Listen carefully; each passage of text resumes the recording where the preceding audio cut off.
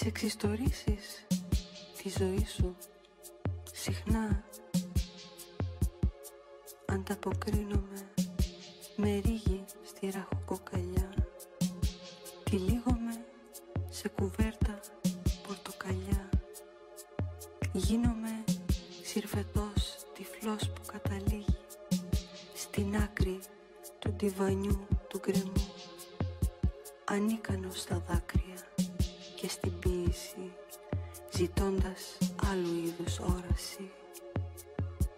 Καθώς είμαστε πια μεγάλα παιδιά που χρειάζονται πολλά δάχτυλα για να μετρήσουν τον πίσω χρόνο, να βυθίσουν μακριά δάχτυλα για να αγγίξουν τον αρχικό πόνο, ώστε να μπορούν να διατηρήσουν τη χαρά.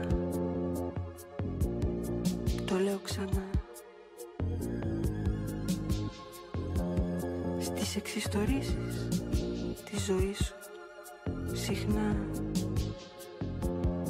ανταποκρίνομαι με ρίγη στη ραχοκοκαλιά. Τυλίγομαι σε κουβέρτα πορτοκαλιά.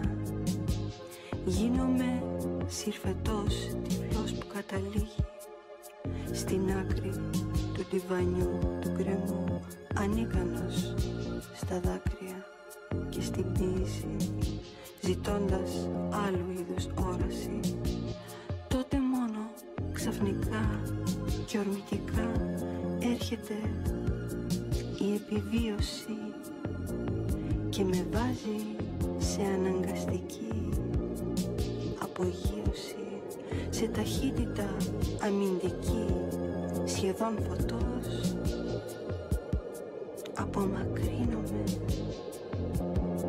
μέσα σε θόλο άπειρου ηριδισμού κι έτσι σε βλέπω, φίλε, εμάτινη σκιά ενός ρυθμού. Είτε συμφωνείς είτε διαφωνείς, είτε βρεθείς σε αφωνία, συμπέφτει στην ίδια συγχορδία μαζί με εμάς εμείς.